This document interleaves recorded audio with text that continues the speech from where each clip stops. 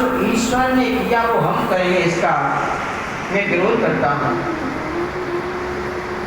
जो ईश्वर होता है उसका अनुसरण हमें बिल्कुल नहीं करना चाहिए। एक बात बताओ, शंकर जी कौन है? बोले ईश्वर।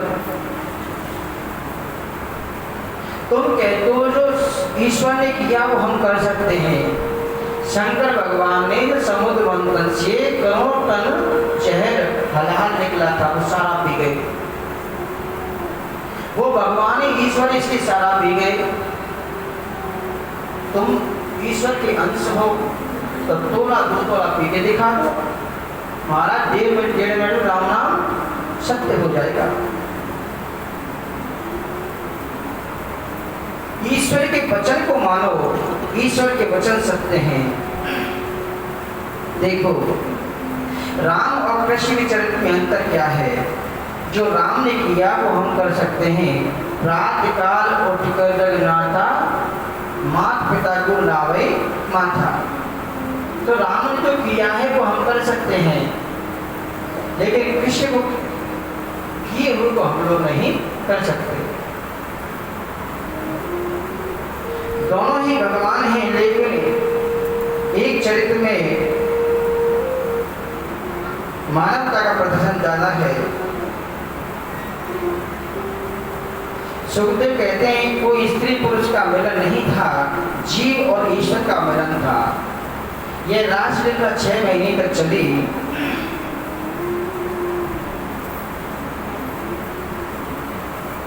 क्या 6 महीने तक ब्रजगोपियां अपने घर से बाहर रह सकती थीं? इसी बात से सिद्ध होता है कि यह तो जीव और प्रभु का मिलन था। अच्छा, तुम कहते हो कि हम ईश्वर के अंश हैं, इस पर भी मैं कहना चाहता हूँ। तुम जानते हो अंश का अर्थ होता है थोड़ा। हम लोग गंगा जी नहाते, गंगा स्नान करते वक्त हमारे मुंह से निकलता है हर हर गंगे, हर हर गंगे। यह जानते हुए भी कि भारत के जितने भी महानगर हैं उनकी सारी की गंदगी गंगा जी में जाती है, फिर भी हम उसका पान करते हैं। दूसरी बात, तुम कहते हो ये कामी पुरुष की लीला लगती है। नहीं नहीं, कृष्ण जो गोपियों के साथ में रास किया वो काम लीला नहीं थी, ये तो काम को जीतने की लीला थी।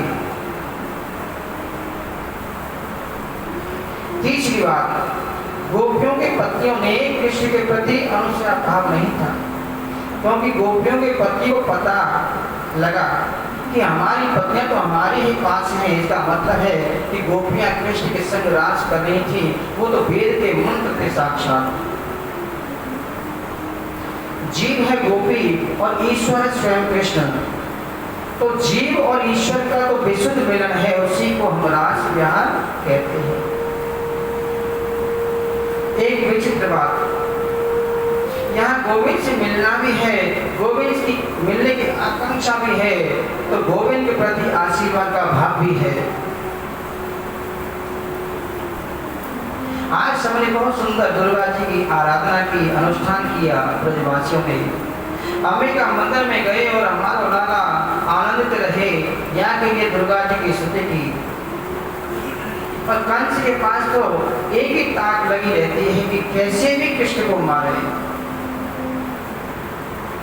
दिन रात इसी उहापोह में लगा रहता था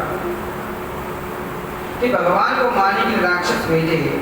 शंखचूड़, मायासुर, अरिष्टासुर तीनों अलग अलग भेजा, तीनों को मेरे प्रभु गोविंद ने उद्धार कर दिया। इधर नारद जी के मन में एक विचार हुआ कि भगवान तो अपनी लीलाओं में व्यस्त हैं, पता नहीं कंस का वध कब करेंगे।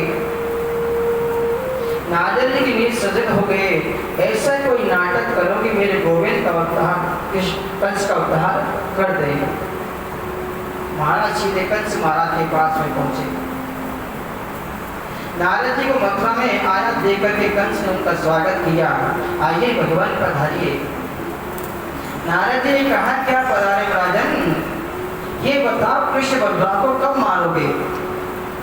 11वें वर्ष में प्रवेश कर रहे हैं। कंस ने कहा, क्या बताओ भगवान, मैं चुन चुन के राक्षस भेजता हूँ, वो सबको मार डालता है। नारद जी ने कहा कि भगवान शिव ने जो धनुष तुम्हें दिया है वो धनुष यज्ञ करो, एक मेले का आयोजन करो और कृष्ण बलराम को उस धनुष यज्ञ में बुलाओ, आमंत्रित करो, मौका दे करके उनका प्राण कर देना। कंस ने अक्रूर जी को बुलाया जो कृष्ण बलराम के काका लगते थे। कंस ने कहा अक्रूर जी तुम वृंदावन जाओ और कृष्ण बलराम को यज्ञ मंडप में लेकर के आओ।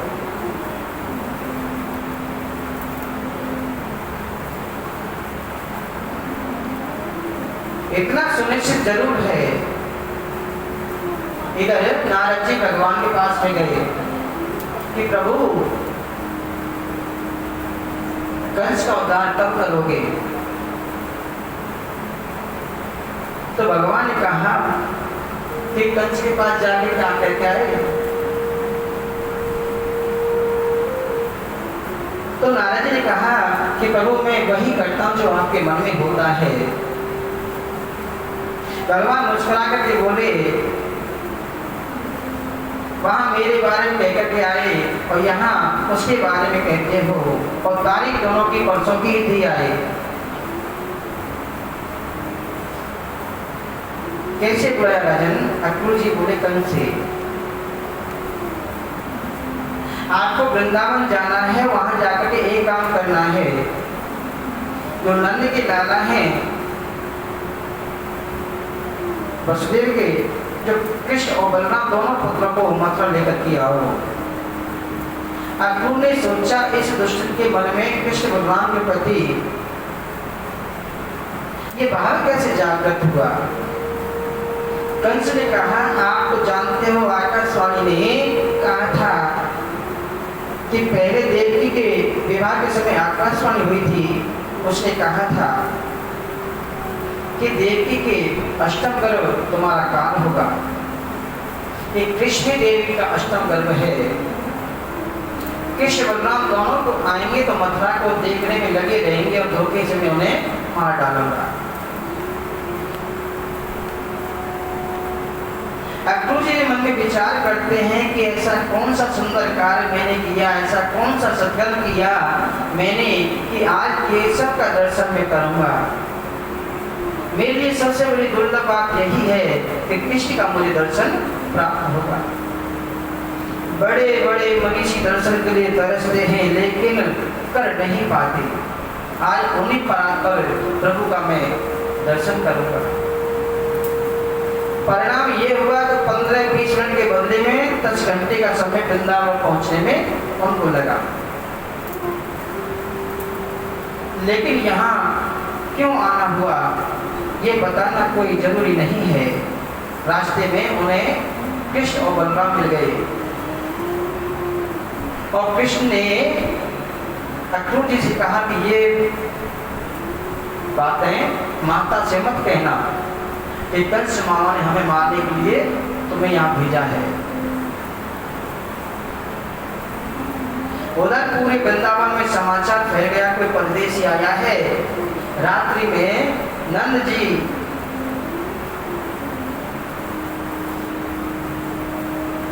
कि यहाँ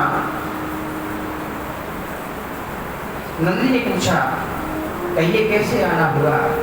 अक्रूर जी बोले मैं कृष्ण बलराम को लेने आया हूँ। कंस के यहाँ बड़ा धनुष यज्ञ हो रहा है।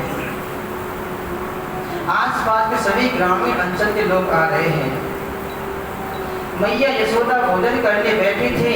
उन्होंने जैसे ही सुना कि कृष्ण बलराम को लेने आए हैं, जो ग्रास ऐसे किया हुए एकदम नीचे गिर गया।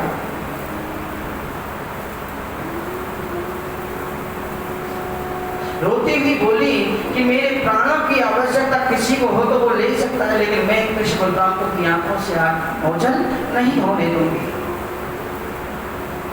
नंद ने कही कब तक बच्चों को छुपा कर रखोगे देवी? सुनो देवी, तुम ज्यादा चिंता मत करो। कृष्ण के मित्रों के साथ मैं भी प्रस्थान करता हूँ। सारे ब्रजमंडल में यह बात फैल गई।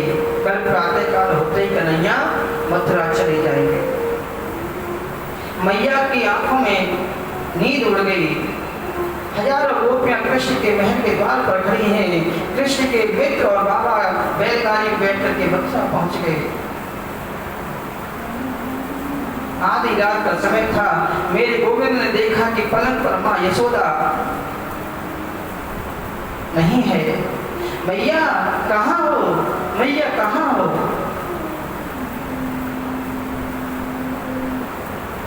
मैया ने कही, लाला मैं सोचू हो तू कल मथुरा चलो जाएगा, तेरे बिना एक पल भी जीवन का मैं कैसे व्यतीत करूंगी?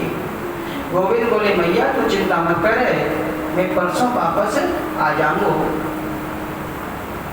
प्रातःकाल ब्रह्म मुहूर्त में जैसे ही महल के मुख्य द्वार को खोला गया, गोपाल ने नजर डाल करके देखा कि लाखों गोपियां खड़ी हैं और उनके मध्य में किशोर श्री राधा जी भी खड़ी हुई हैं।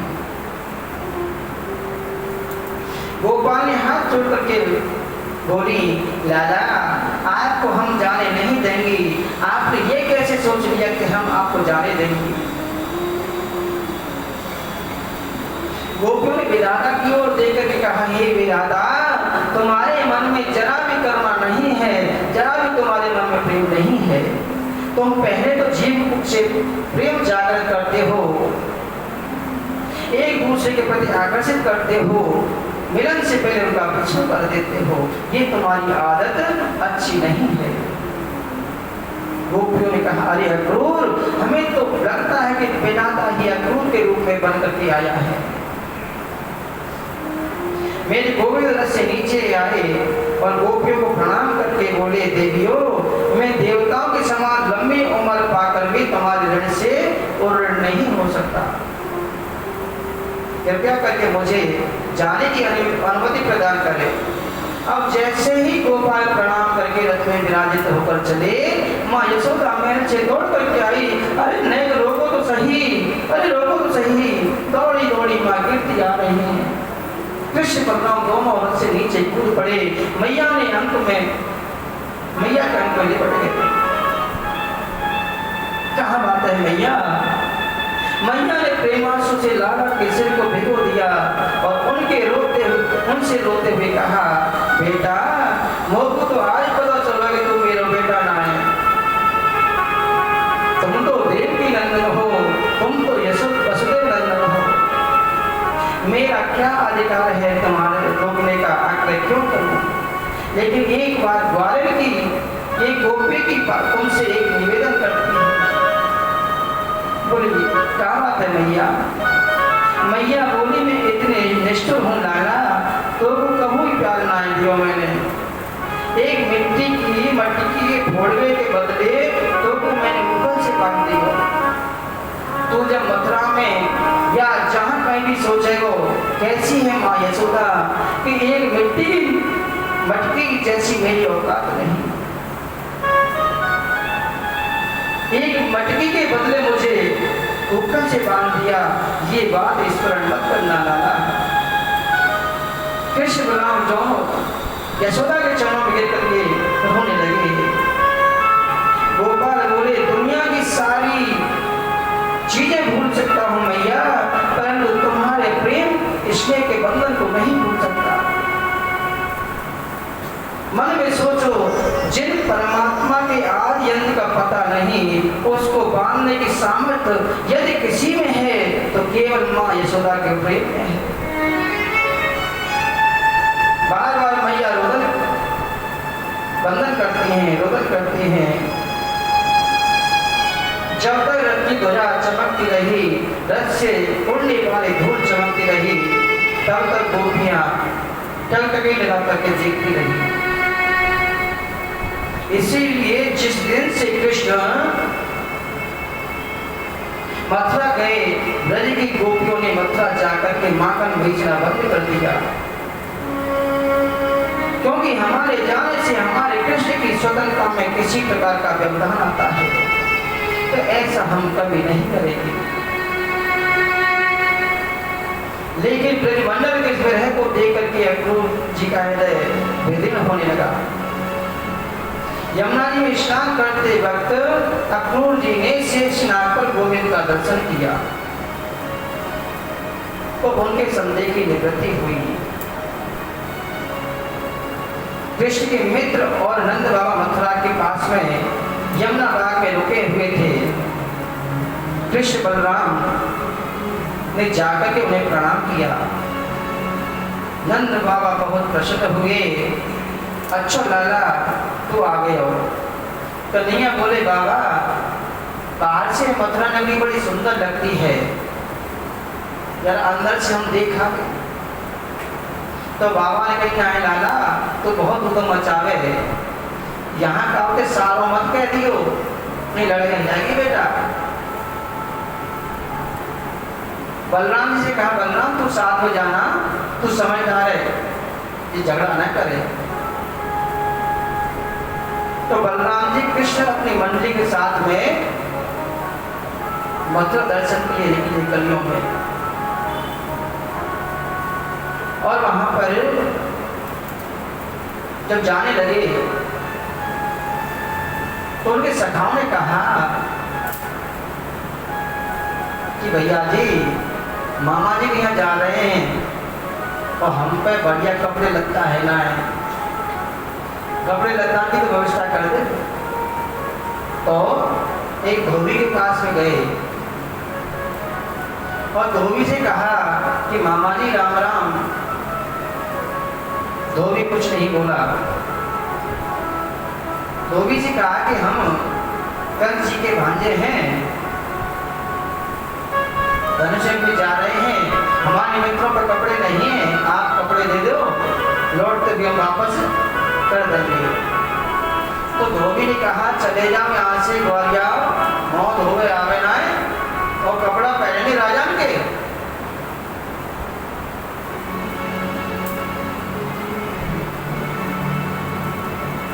तो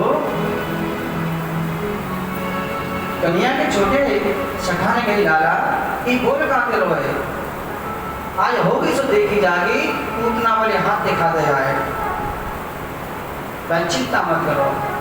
अब जैसे ही धोबी भगवान को जब मारने आया लाठी, तो भगवान ने ऐसा चाटा मारा कि सर धड़ से अलग ही। और अब तो सब घबरा गए कि पूतना मारने वाला आ गया, पूतना मारने वाला आ गया, सभी धोबी भाग गए। भगवान ने अपने मित्रों से कहा कि छांट लो अपने अपने हिसाब से कपड़े। अब सखाएं छोटे छोटे कपड़े हैं बड़े बड़े, तो महाराज रोड पे झाड़ लगती जा रही है। सखा ने कही कि भैया बड़ी शर्म लग रही है, ये तो बहुत बड़े हैं।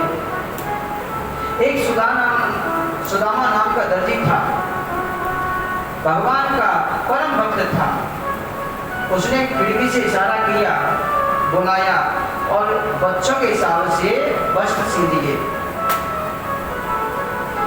एक माली ने माला पहना दी। रास्ते में जा रहे हैं, रास्ते में उन्होंने एक नारी को देखा जो हाथ में चंदन का कटोरा लेकर के जा रही थी। उसने कहा अरे सुंदरी जी सुनती हो। अब कुब्जा ने जब देखा कि सुंदरी किससे कह रहे हैं, बोले आपका परिचय क्या है?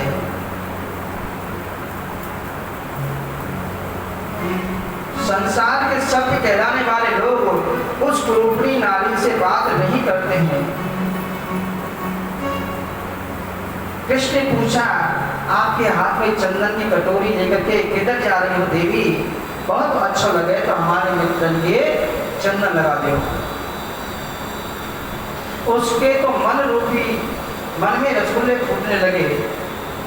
अपनी साड़ी के पल्लू को हटा करके गोविंद को देखा तो गदगद हो गई। हृदय में आनंद रूप हिलोरे उठने लगी। कृष्ण बोले देवी सबके चंदन लगा दो। अब जैसे सबके चंदन लगाया, भगवान ने अपने पास में बुलाया, उसके चरणों पर अपने चरण रखे और थोड़ी को ऐसे उठाया तो परम सुंदरी बन गई।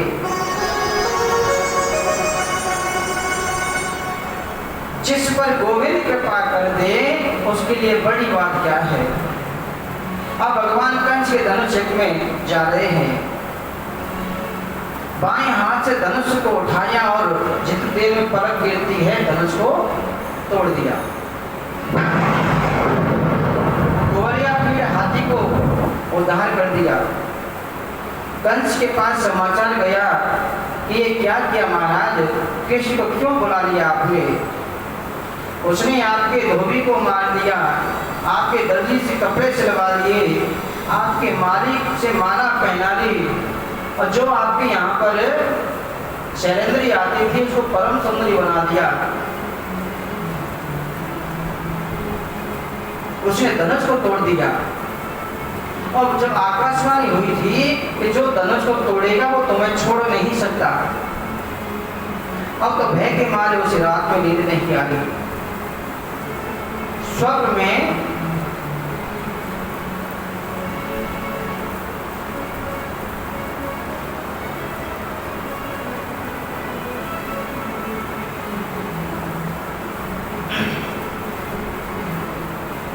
उसको देखते हैं।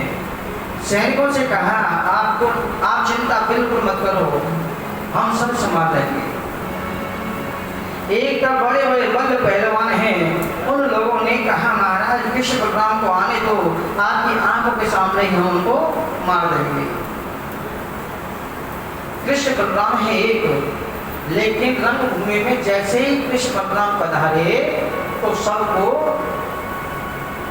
अलग अलग रूपों में दिखाई देने लगे। जागी रही भावना जैसी प्रभुरत देवी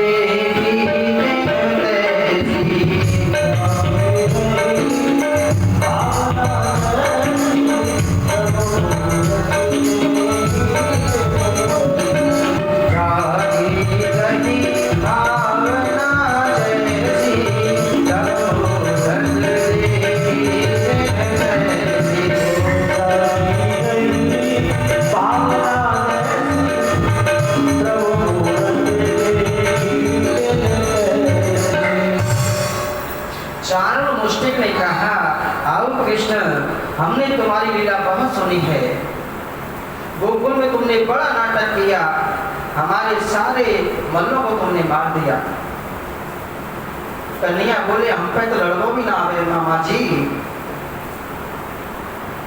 कैसे नहीं आता, हमने पूतना वेरी सट्टा सुबह सबको तुमने मार दिया। तो भगवान ने कहा आपने तो मरे मारा भेजे थे, हमने तो केवल उठा के जमुना जी में फेंक दिए, और क्या करो हमने। तुम्हारी सौगंध खा कह रहा हूं, हमने कुछ करो ही ना। तुम बालक नहीं हो, किशोर नहीं हो, आज तो तुम्हें हमारे साथ युद्ध करना ही होगा। जबरन चारों ने कृष्ण को पकड़ लिया और मुष्टिक ने बलराम जी को पकड़ लिया। सुखदेव कहते हैं राजन, चाणूर कंस का सेनापति है और ये अत्यंत वीर है, 1 लाख सैनिकों से अकेला युद्ध कर सकता है, ऐसा अतिरथी वीर। हमारे आयुर्वेद में लिखा है कि 1000 अंडे खाने से जो विटामिन मिलता है वो विटामिन केवल 2 आंवले खाने से आदमी को मिल जाता है। कृष्ण ने इतने बड़े बड़े राक्षसों का उद्धार किया, इतने आताइयों को मार गिराया, वो सब दूध दही माखन खा करके गिराया। ये अंदरूनी ताकत, शारीरिक शक्ति है। मेरे गोपाल ने चाणूर से युद्ध किया, चाणूर को उठा करके 7 बार घुमा करके जमीन पर पटक कर उसे प्राणा कर दिया। तीसरी आताई को प्रभु ने उठाकर जमीन पर पटक दिया, एक एक करके 100 लाख को प्रभु ने मार दिया। कोई धनुष बाण नहीं है, कोई तलवार नहीं है, किसी को धक्का मार करके मार दिया, किसी को उठा करके पटक दिया। सैनिकों को मारने के लिए तैयार हुए तो एक बेचारा सैनिक हाथ जोड़ कर खड़ा हो गया, फिर प्रभु पेट पालने के लिए मैं कंस की नौकरी करता हूँ, भीतर से मैं आपका ही भगत हूँ, उसे छोड़ दिया। अब मेरे कन्हैया ने छलांग लगाकर कंस के सिंहासन पर जाकर के पहुंच गए। अरे चाणूर मुष्टिक कहाँ हो, पकड़ो इसे, पकड़ो। कृष्ण बोले कि मामा जी अब कोई नहीं बोलेगा, क्योंकि वे सब वहीं पहुंच गए जहां अब आपको जाना है। कंस ने कहा, भगवान ने उछल करके मुकुट गिरा दिया और केस पकड़ लिए। कन्या बोली, मामा जी आपको पता चली कि केस पकड़ने से कितना कष्ट होता है, समय भूल गए। मेरी माँ को आपने केस पकड़ के नीचे खींचा था। जागे पग नहीं फटी बगाई, वो क्या जाने पीर पराए। जागे पग नहीं फटी बगाई, वो क्या जाने पीर पराए। जागे पग नहीं फटी बगाई, वो क्या जाने पीर पराए। जागे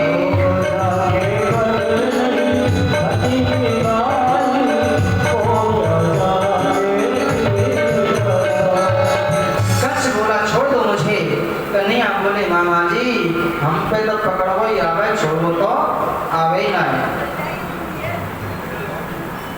अपनी कृष्ण कहते हैं अपनी आंखों को भली भांति खोलो मामा जी। देखो रघुवर कभी ऐसा नहीं कहते कि राम जी ने जीवन में कभी नहीं कहा कि मैं भगवान हूँ मेरी शरण में आओ, और कृष्ण ने हमेशा कहा है कि मैं भगवान हूँ मेरी शरण में आओ। इसलिए कंस को कहते तुम मेरी ओर को देखो, इतनी सुंदर मृत्यु तुम्हें नहीं हो सकती। हम जीवन भर यही प्रयास करते हैं कि अंत समय बस गोविंद का दर्शन मिल जाए। तुम कितनी भाग्यशाली हो मामा जी कि तुम्हारे अंतिम समय तुम्हारी आंखों के सामने मैं खड़ा हुआ। मुझे अच्छी तरह देखो, मैं तुम्हें मुक्ति दूंगा, मैं तुम्हें मोक्ष दूंगा। ऐसा कहने वाला ब्रह्म केवल कृष्ण है। मेरे सामने आओ, मैं तुम्हें मुक्ति दूंगा। लाखों नर नारी देख रहे हैं, 35 वर्षों से कोई हंसा नहीं। मथुरा की ओर आसपास के गांव में नर नारियां, कंस ने ऐसा दुखी कर रखा था सभी को, परंतु कन्या ने यशोदा का दूध पिया और मेरे गोपाल ने उसके केसों को पकड़ करके सीढ़ियों से नीचे गिरा दिया और कंस का प्राण कर दिया। इतना आनंद हुआ लोगों के मन में, सभी ने दौड़ करके गोपाल को अंक में भर लिया। कंस की पत्नियां जब रुदन करने लगी तो गोविंद ने उनको आत्मोपदेश किया कि आत्मा के प्रति उन्हें जागृत किया। कंस की पत्नियों ने कृष्ण का हृदय से सत्कार किया। नाना उग्रसेन को राजगद्दी पर अवसित किया गया मेरे गोविंद, और उग्रसेन राजगद्दी पर बैठे और आदेश दिया, वसुदेव देवकी को विलय से मुक्त कराया। आज मेरे प्रभु ने अपने माता पिता के चरणों में प्रणाम किया। अभिवादनशीलस्य नित्यं प्रकोपसेविनं चत्वारि तस्य वर्धन्ते आयुर्विद्या यशोबलम्। माता पिता के चरणों में सिर रख करके कृष्ण ने प्रणाम किया, दोनों को बंधन से मुक्त किया। माता पिता ने कहा, कैसा? वसुदेव ने अंक में भर लिया कृष्ण को, बेटा आज मैं बहुत प्रसन्न हूँ, कितने लोगों के मुख से हंसी छीन ली थी कंस ने, आज तुमने वापस प्रदान कर दी। देव की निहारती है बार बार गोविंद को, तभी तो 11 वर्ष 56 दिन का मेरा कृष्ण देवकी के एक दिन, देवकी एक दिन गिर नहीं थी। देवकी ऐसा दुलार जीवन में नहीं दे सके जो माँ यशोदा ने गोविंद को दिया था। सुखदेव जी कहते, परीक्षित उस समय जो कर्ण कंदन हुआ, जिस बाबा ने उंगली पकड़ करके कृष्ण को चलना सिखाया, वो ब्रजवासी 24 घंटे कृष्ण के साथ में रहे। आज उन समय से गोविंद ने दो टूक कह दिया कि आप लोग जाइए, मैं शीघ्र आने की चेष्टा करूंगा।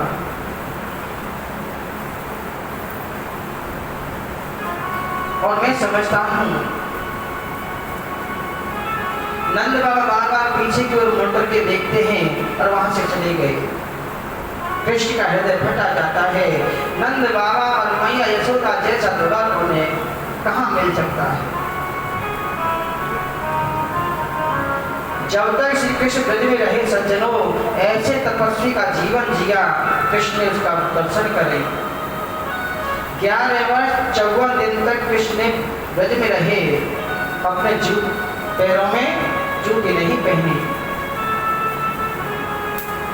बढ़िया कपड़े नहीं पहने, काली कमारियां डाल के रखते थे। कभी हीरा का हार नहीं पहना, न सोने का मुकुट पहना।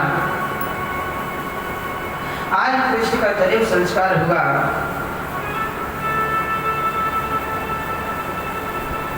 संदीप ऋषि के यहाँ पढ़ने गए, सारी विद्या में कृष्ण ने पढ़ा, धर्म विद्या को पढ़ा और वहीं सुदामा जी से उनकी मित्रता हो गई। लौटते समय सुदामा जी को गले लगाया और गुरुदेव के मरे हुए पुत्र को यमपुरी से वापस ला करके उनको प्रदान किया। पंचजन नाम के राक्षस को मार करके भगवान ने 5 जन ने शंख प्राप्त किया और सुदामा जी गले लगा करके बोले कि मेरी मथुरा नगरी में जरूर आना।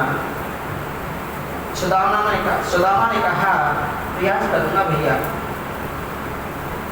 गुरुदेव और माता जी के आशीर्वाद लेकर के कृष्ण आए, आकर के माता पिता के चरणों में प्रणाम किया। लेकिन जिस दिन से कृष्ण पढ़ करके आए हैं, मन नहीं लगता है घर में, बिल्कुल नहीं लगता। 24 घंटे याद आती है मैया यशोदा की। परसों बीत गए, वृंदावन को छोड़े, हमेशा किसी राधा का स्मरण करते हैं। आज मैया देवी ने कृष्ण के लिए भोजन बनाया। थाली लेकर के जैसे ही कन्हैया के पास में गई तो कन्हैया को माँ यशोदा की याद आ गई और जोर जोर से रोने लगा। देवी बोली वसुदेव जी से कि सुनिए, जब से लाला अवंतिकापुरी से आया है तब से कुछ उदास रहता है। इतने यदुवंशों में मंत्री बृहस्पति जी के शिष्य ज्ञानी में श्रेष्ठ उद्धव जी आ गए। उद्धव जी को देख करके वसुदेव जी उनसे कहने लगे, बेटा कृष्ण के पास जाओ और जाकर के कन्हैया से पूछो कि रोता क्यों है, मेरा गोविंद आकर इतना चिंतित क्यों है। उद्धव ने कहा कि आप बिल्कुल चिंता ना करें, मैं अभी जाता हूँ और पूछूंगा।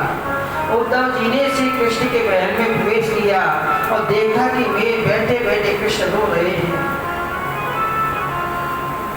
उद्धव ने कहा, गोपाल मैं आपसे व्यक्तिगत रूप से पूछना चाहता हूँ कि आपको मथुरा में कोई तकलीफ है क्या, आप क्यों रो रहे हो।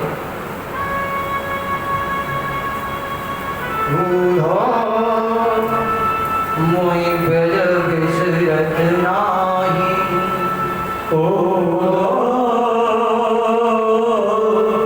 मोहि ब्रज बिसरत नाही,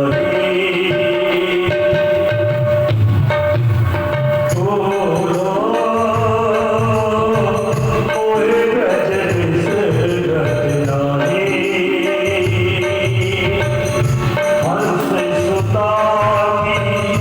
सुंदर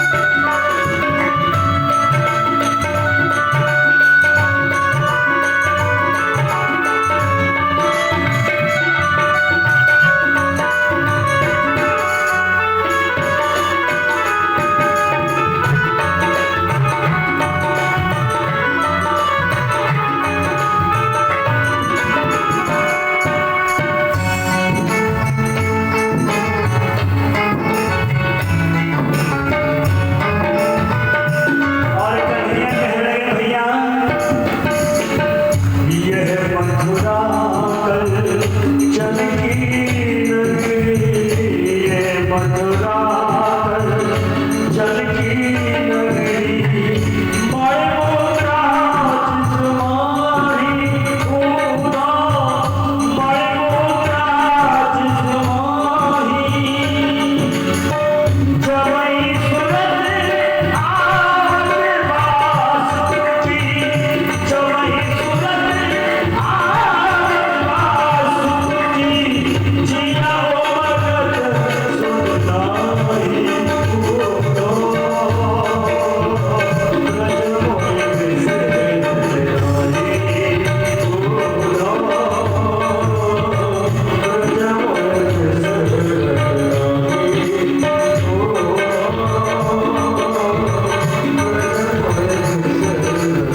समस्त प्रेमियों को जाकर के मेरा समाचार सुनाओ। उद्धव ने टेढ़ी नजर से गोविंद को देखा। बाहरी कन्हैया याद आ रही है, पर ब्रह्म को याद आ रही है ब्रजमंडल की, और समाचार लेकर के मैं जाऊंगा। बृहस्पति का शिष्य, यदुवंशी का प्रबल मंत्री,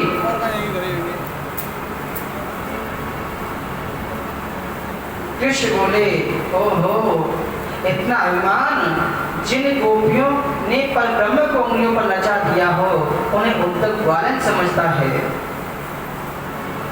भगवान बोले, कोई बात नहीं उद्धव, तुम जाओ तो सही, थोड़ी सरल भाषा में उन्हें समझाने की प्रयास करना। उद्धव ने कहा, आपकी आज्ञा से उद्धार है, लेकिन मैं समाचार देकर तुरंत वापस आ जाऊंगा। भगवान ने कहा, तुम जाओ तो सही, 1 घंटे में आओगे या 7 महीने में आओगे, ये तो समय बताएगा।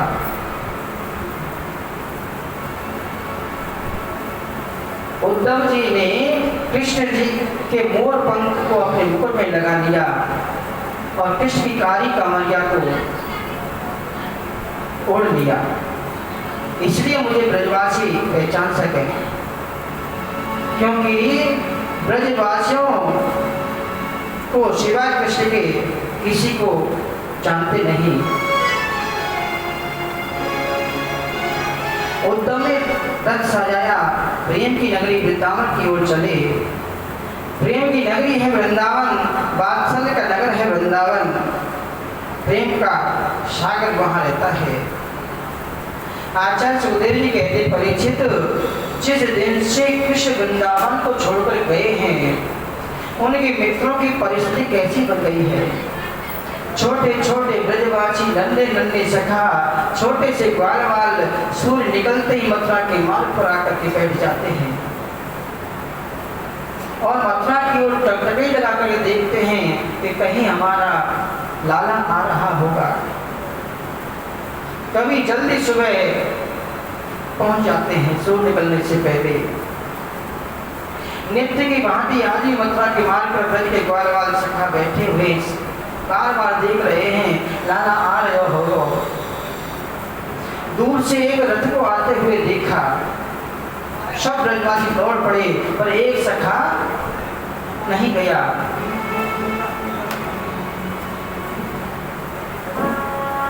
और झाड़ियों के बीच में छुप गया। चोरी लाला आया है, तू चले तो नहीं? लाला के दर्शन करने के लिए वो छुप करके बोला, आने दो लाला को, जब कन्हैया आकर के मेरे चरणों में पड़ेगा तब मैं मानूंगा, तब मैं बोलूंगा।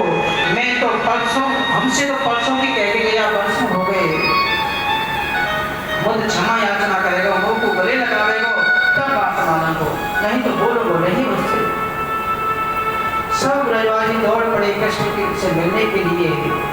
तो झुंड में से छुपकर जो बैठा था सज्जनों, उसने दौड़ते हुए सबसे पहले आगे आ गया कि रूप बाद में लूंगा, पहले मिल तो लो। उद्धव ने कहा, जय श्री कृष्ण, सुनिए मैं उद्धव हूँ, मथुरा से आया हूँ, कृष्ण का मित्र हूँ और गोविंद ने मुझे भेजा है। आप लोग बता सकते हो माता यशोदा का दर्शन मुझे कहाँ मिलेगा? ब्रजवासी 2 मिनट तक तो मौन रहे और उद्धव से बोले, वहां देखकर याद आई हमारी तो अपने मित्र को भेज दिया, खुद नहीं आया।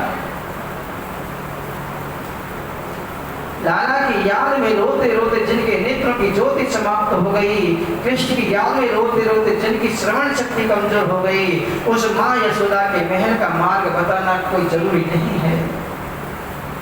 उद्धव ने कहा मैं पहुंचूंगा कैसे? बोले ये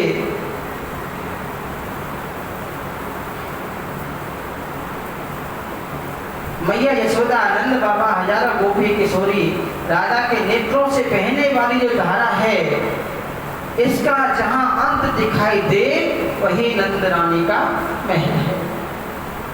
पिशाची चौक की नंद रानी का महल, जिस महल में कभी धीरे धीरे मैया ताली बजाती हैं, गोविंद नृत्य करते हैं, ये 85 चौक का वाला अद्भुत महल आज सुनना पड़ा है। ब्रजवासी का उद्धव, ये जो विशाल महल दिखाई देता है नंद रानी का है। उस महल में सामने जो माला लेकर के बैठी है वही नंद रानी है। अब जैसे उद्धव ने जोर से प्रणाम किया, यशोदा ने हाथ से माला छूट गई और चिल्ला कर बोली, धीरे बोल, धीरे, मेरे लाला सो रहे हो पलना में। बड़ी मुश्किल से सुलाया है। उद्धव ने कहा, हे भगवान, भगवान को गए वर्षों हो गई और मैया अभी भी कह रही कि ये पलना में सो रहे हो।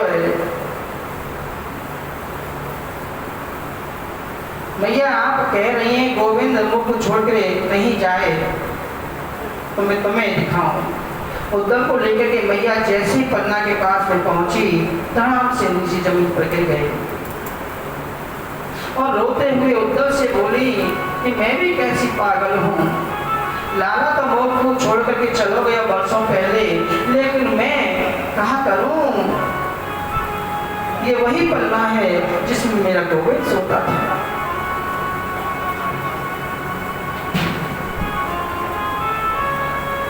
दूर धरे सोहत श्याम जो, कैसी बने सिर चूनर चोटी, खेलत खात फिरे अंगना पग, पैजनी वाड़त पीली कचौटी, बाछड़ी को रसिकान बिलोकत, भारत काम करा निध कोठी, काल के भाई कहा कहिए, हरि हाथ सो ले गयो माखन रोटी।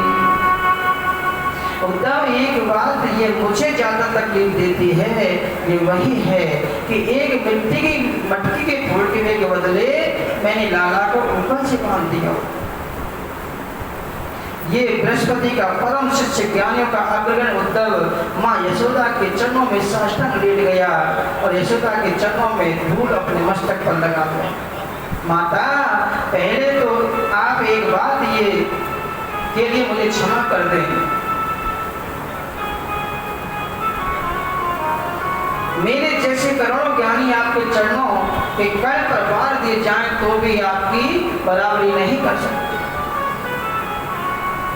जो बृहस्पति का सूखा ज्ञानी हो गया ब्रज के इस भाव में, ताते होते ही बोला, मैया मैं गोपियों के दर्शन करना चाहता हूँ, राधा रानी के दर्शन करना चाहता हूँ। मेरी किशोरी राधा के पास गए, जिस दिन से कृष्ण गए हैं महाभाव साम्राज्य का दर्शन कीजिए। एक सुंदर बगीचे में लाखों गोपियों के बीच में किशोरी राधा रानी बैठी हैं। जिस दिन से कृष्ण ब्रज को छोड़कर गए हैं, गोपियों ने कोई घर का काम नहीं किया। उद्धव एक वृक्ष के पीछे खड़े हो गए और मन में सोचा कि जब नंद रानी से बात करने के काबिल नहीं समझता मैं आपको, अपने आप को, तो राधा रानी से कैसे बात करूं। किशोर जी शांत बैठी हैं, कोई श्रृंगार उनके नहीं है। एक गोपी राधा रानी से बोली, प्रिया जी आज स्वप्न में मैंने गोविंद को देखा, माखन चुरा कर भागने लगे, मैंने पकड़ने का प्रयास किया तो आंखें खुल गई। एक ने कहा, लाली जी आज मेरे घर कृष्ण आए, बछड़ा चुरा के भागने लगे। एक किशोरी एक सखी ने कहा किशोरी जी क्या आपको सपने नहीं आते?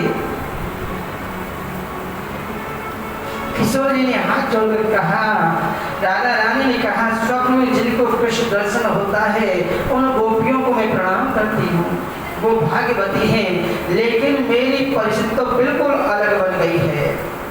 जिस दिन से मेरे प्राण वल्लभ कृष्ण मुझे छोड़ करके गए हैं, बैरन निद्रा भी मुझे नहीं आती है। प्रेम में कभी क्रोध भी आता है, अनुराग भी आता है। ये काले सब कपटी होते हैं। इतनी वार्ताएं आपस में चल रही थी कि एक भवरा आ गया। अरे भोरा क्यों बार बार हमारे धैर्य को में गिरता है, क्यों बार बार आकर के हमें तकलीफ देता है? तुम उसी कपटी कृष्ण के दूत हो, हम सब जानते हैं, और आज का नहीं जब जन्मांतर का कपटी है। भौरे से बोल रही हैं। भौरे ने कहा देखो कपटी नहीं बोलना मेरे गोविंद को। क्या बिगाड़ा था बेचारे बेचारे वाली ने, छुप करके उसे बाण से मार दिया। क्या बिगाड़ा था राजा बलि ने, 3 बिलान के गौना बनकर के आए, उसका सब कुछ लूट लिया। हम सब जानते हैं बेचारी सुपन का प्रेम करने के लिए आई थी, नाक कान काट ली। मोरा ध्वज ने प्रेम किया, बेटे के सिर का पर आरा चढ़ाना पड़ा। हरिश्चंद्र ने प्रेम किया, रोम के घर अपने आप को बेचना पड़ा, पत्नी को बेचना पड़ा। राजा शिवी ने प्रेम किया, शरीर काट काट करके तराजू पर तोलना पड़ा। और भोरा हमने प्रेम किया, एक एक पल याद में मर रही हैं, ये निगोड़े प्राण भी तो निकलते नहीं हैं। तुरंत दूसरी गोपी हाथ जोड़ करके बोली, भ्रमर हमने जो भी तुमसे कहा है तुम मथुरा जाकर के कन्हैया से मत कहना। कन्हैया ठीक रहे इसी में हम प्रसन्न हैं। एक गोपी ने टेढ़ी नजर से उद्धव को देखा और जवाब दिया, उद्धव ठीक बोलते हो, मन को ब्रह्म में लगाएं, पर किसी के पास जब मन ही नहीं हो तो कहां से मन लगाएं? उद्धव मन न रहे तस्वीर, उद्धव मन न भरे तस्वीर। एक हवा सो गयो श्याम सन, अब कौन आराधेरी।